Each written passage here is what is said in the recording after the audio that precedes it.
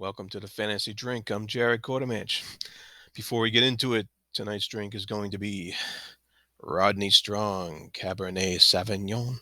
I bet you were expecting a whiskey, but no, I like a variety of stuff, so that's going to be with dinner tonight. Can't wait for that. Today, we are going to be doing a little compare and contrast between a novel and a comic book adaptation of that novel. And what I'm talking about is the recently released Assassin's Apprentice, #1 from Dark Horse Comics, based upon Robin Hobb's book of the same name, Assassin's Apprentice, book 1 in the Farseer trilogy. And really excited to get to this because I have never read Robin Hobb before. And I'm regretting that now because from what I've read so far, it's only been one chapter. It's outstanding. I really flew through it. I like, wow, this was good. And I just kept turning the page. And I was done that first chapter before I even knew it. And this first issue of Assassin's Apprentice is actually pretty much the first chapter in the novel. It's a very faithful adaptation from what I can tell so far. The book opens up with the exact lines in the first page here in the first chapter. These chapters have like these little prologues in them. Um, and so that's how this book starts as well. It starts off with the words, "A history of the six duchies is of necessity a history of its ruling family, the Farseers." And that's exactly how the book starts off.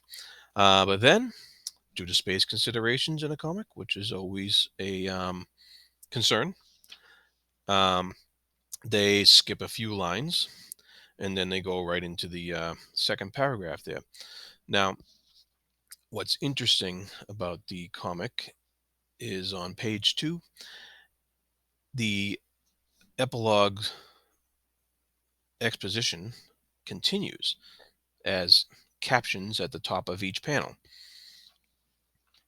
And at the same time, the panels are showing us pictures of the boy being brought to this keep.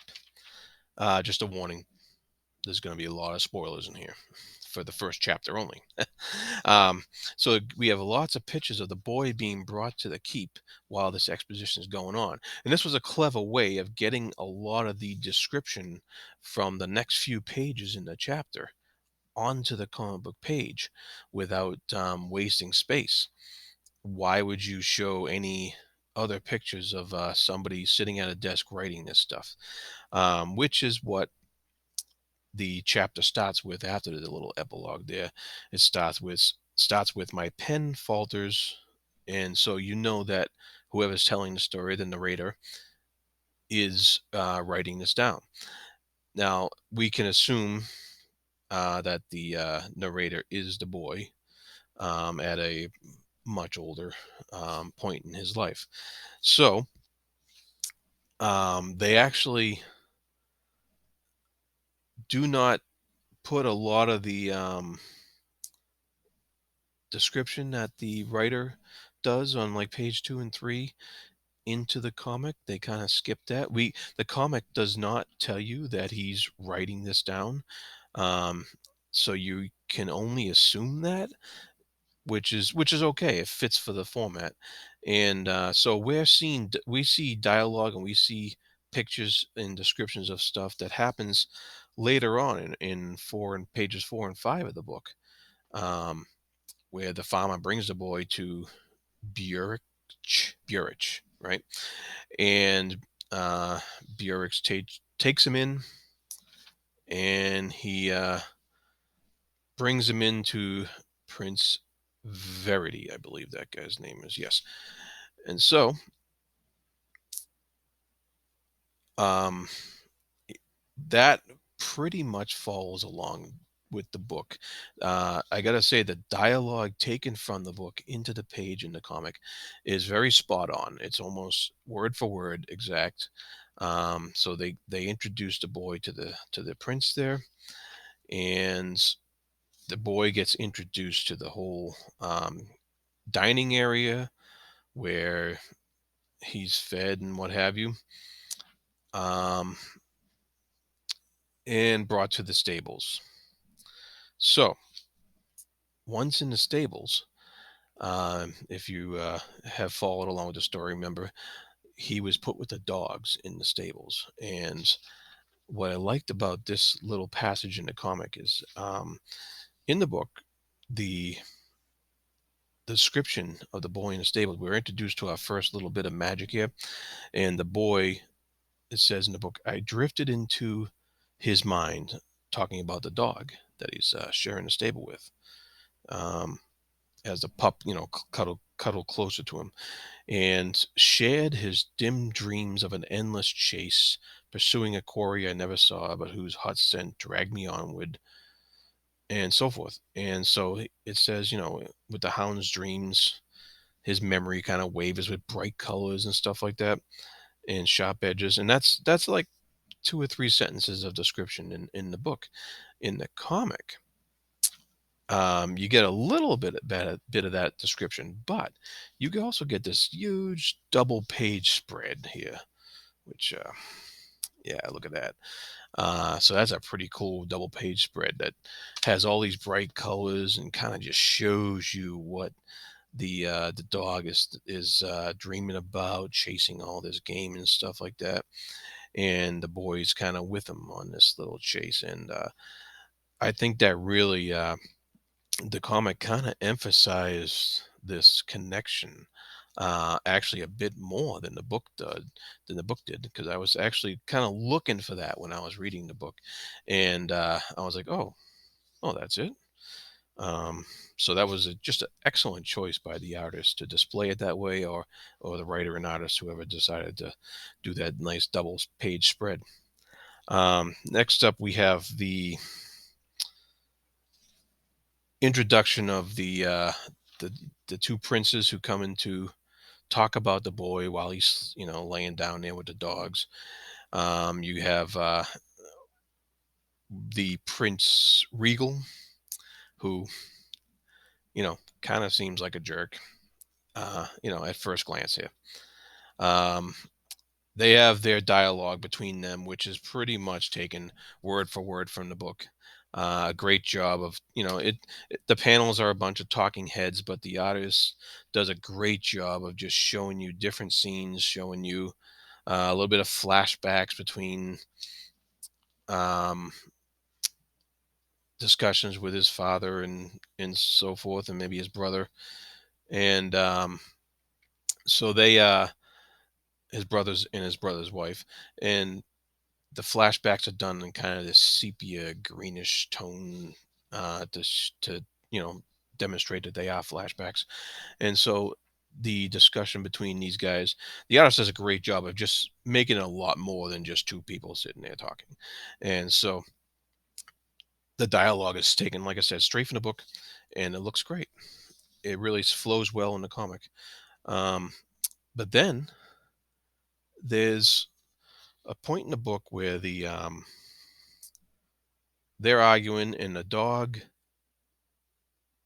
Vixen, he names the dog in the book. You don't see that name in the comic here. Um, so maybe that'll come later. I don't know. But in the book, it's named Vixen, and the dog Vixen growls lightly in the back of her throat. And he said, I think it made Regal step back, but I could not be sure. The comic emphasizes that growl a lot more.